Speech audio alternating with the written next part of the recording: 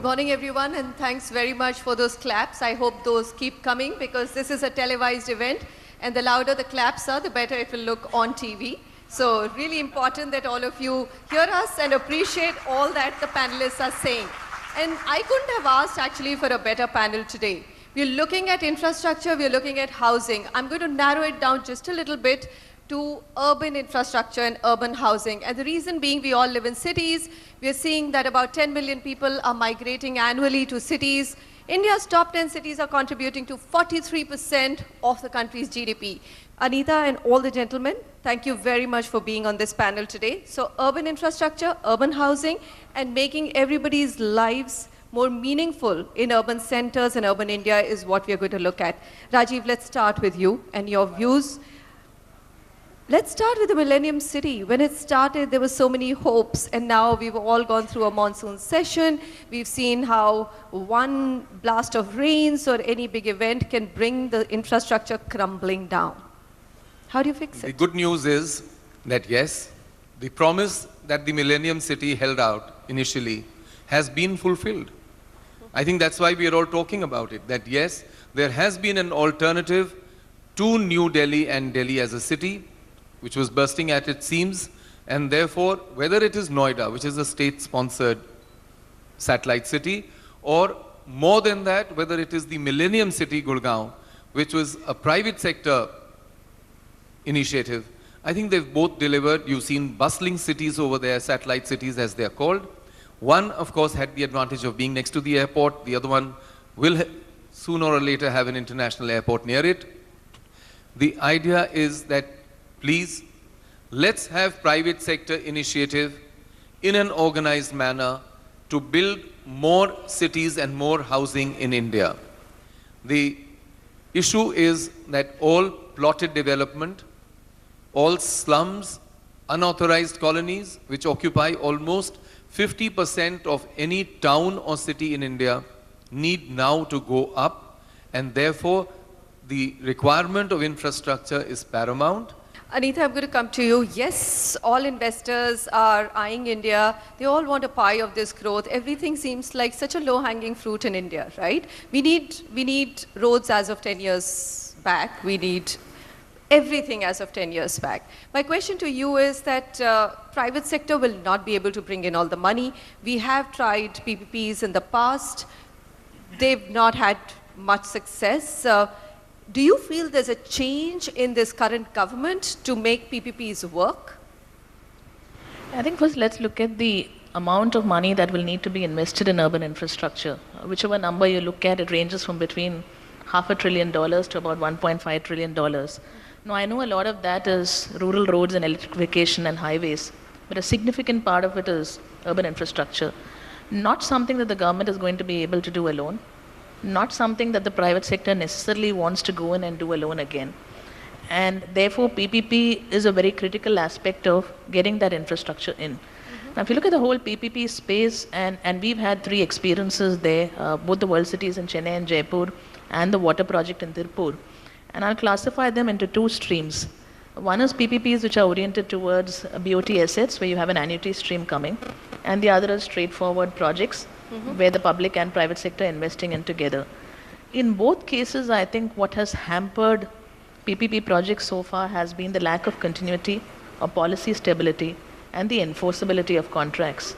Many urban infrastructure projects have been stalled either because the land that is needed for you to put out your work is not available, or because the approvals that you need to do your job is not available. And I think if these 3 aspects are addressed in PPP projects, then definitely we can see more and more of infrastructure investment coming in from the private sector in public-private partnerships. All right.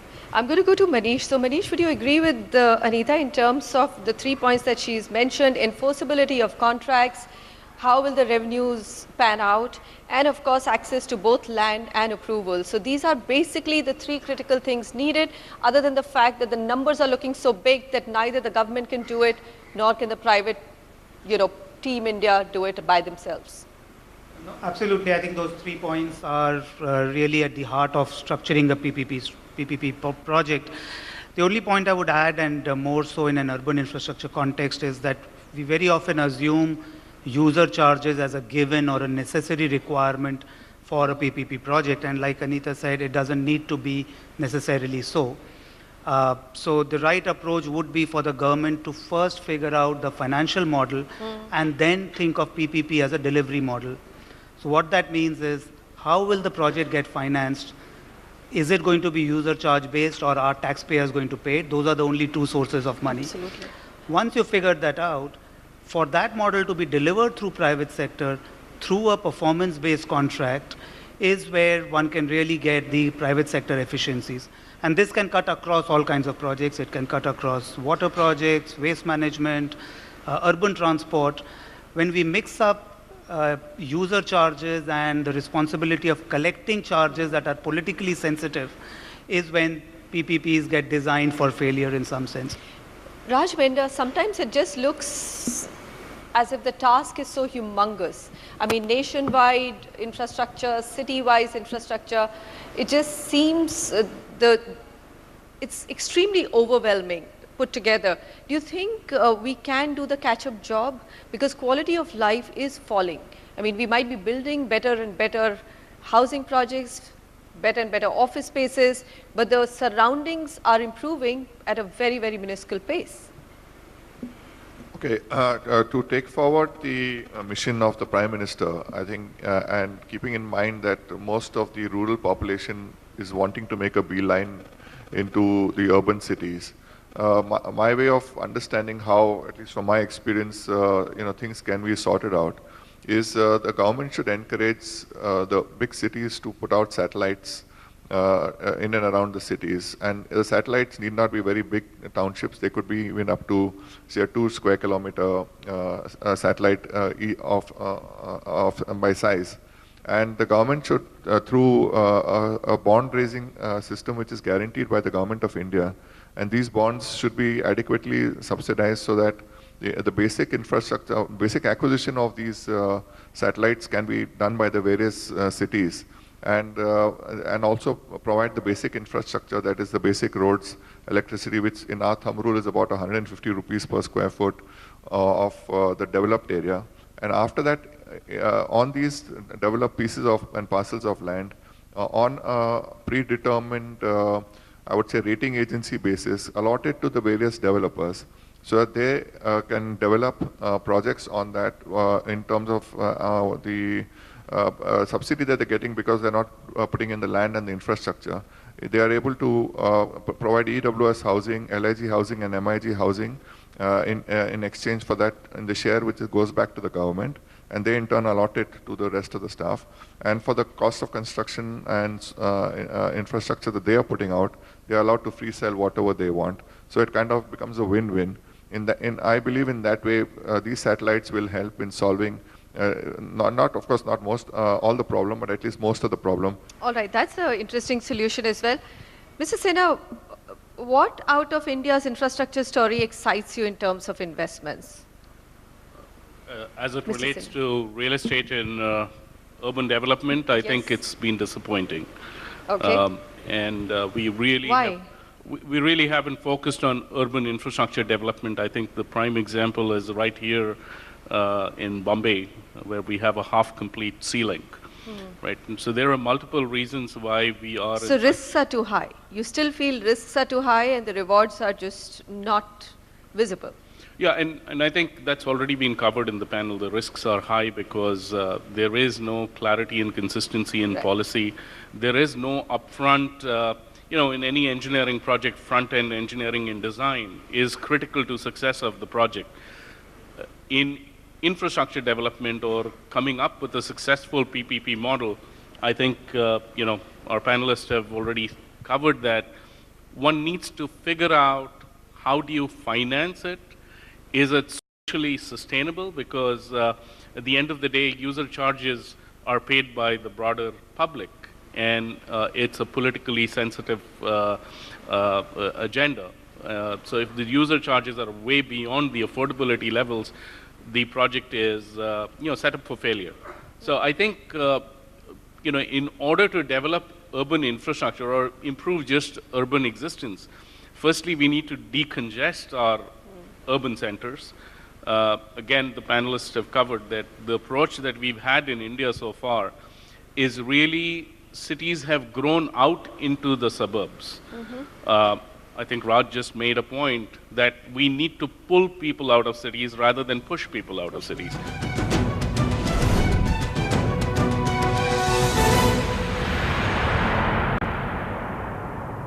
Let's move the needle to affordable housing per se. So there are two ranges of affordable housing. One is the starting point of housing for a middle class Indian, which is about anywhere between 30 to 50 lakhs depending on the city. Maybe in Mumbai I would take that figure to about 65, 70. And then there is really below the radar or the lower economic group people who would need houses of 5 to 10. So let's start with the 40 to 60 range. Is there enough housing for that strata in all large cities of India? Do you think we're meeting that demand? Well, there has been an increase in houses in the range of 40 to 60 lakhs in the last few years, and I think that's been pretty much driven by the fact that demand has slowed down in the upper ends of the segment, and so developers are resizing and addressing smaller homes and therefore smaller ticket sizes. But a lot of it still tends to be in the peripheral areas. Okay. So there is that whole aspect of commute, distance to travel, distance from workplace. We still don't see that segment of housing being available, say, even in the suburbs. Forget about the city centers. So there's still an issue around how do you get housing in the core of the city, or how do you get city housing in the suburbs, which reduce commute time to, say, a manageable distance and be accessible to a larger population that can afford it. And I think a lot of it goes back to the whole structure of our industry. One is willingness of a developer to participate on that space, but the other is also the fact that if you look at the whole land pricing ecosystem, you look at the time that it takes to get from land to launch in terms of approvals, you look at the financing structure in terms of the borrowing cost that we have as an industry, and the fact that there's a lot of excise duty, VAT, service tax, stamp duty elements, then you're essentially looking at a fairly inefficient tax structure system and a financing structure system as an industry. So for us to really be able to get down to getting homes which are, say, sub 50 lakhs in the suburbs, in the core of the city, we really need to look at land reforms, approval reforms, and the whole capital structure changing for the industry. Okay. Rajiv Talwar, therein lies the problem. So here you have a government which is extremely proactive. The dream of housing for all was announced right as NDA came to power. Yet, this is such a simple solution, isn't it? Unlock land, reduce the taxes, incentivize construction in time of low-income housing or budget housing. And solutions to me seem extremely obvious, but nothing's happening. No, I think plenty is happening. And there's plenty of opportunity for everyone. I think every member on the panel has given various experiences, and I think we need to get the Indian ethos and in the Indian fabric on urbanization as a combination for each one of these. I mean, there are access risks, land to launch. There's the British experience that young couples, right now in India, young couples do want to own or even get into rented accommodation. I think basically what is happening is that India is going through a churn. India is evolving itself, and very interestingly, there is going to be innovation. There's going to be new financing models. User charges, yes, people in the cities will get used to paying for electricity. People in this country, in any case, I think historically in cities have paid up for user charges. There are new structures which will come up, which Peter had mentioned in the opening remarks, that there's an innovation taking place in REITs. I mean, you could have so many new forms of REITs coming up which were never, they were just completed assets and leased out assets. Today, anything which has a renewable source of earning can be spun into a REIT. Where do you think the next 5-year opportunities would be in housing and infrastructure, urban infrastructure? Let's take urban infrastructure and housing. I think we are undergoing a change with the coming in of the Real Estate Regulation Act from land to launch. Maybe the next step will come into India where developers will put their skin in. I think a matter was raised during the inaugural session also that developers better start behaving as an industry, or established brands will take over. I think we will now come to a stage where people will start building out and selling once the structure is ready. That there is no deficiency in the title, there is no deficiency in a time lag and a delay, there is no trust deficit which comes into financing. Manish, where do you see the opportunities in this entire urban infrastructure framework and housing as well?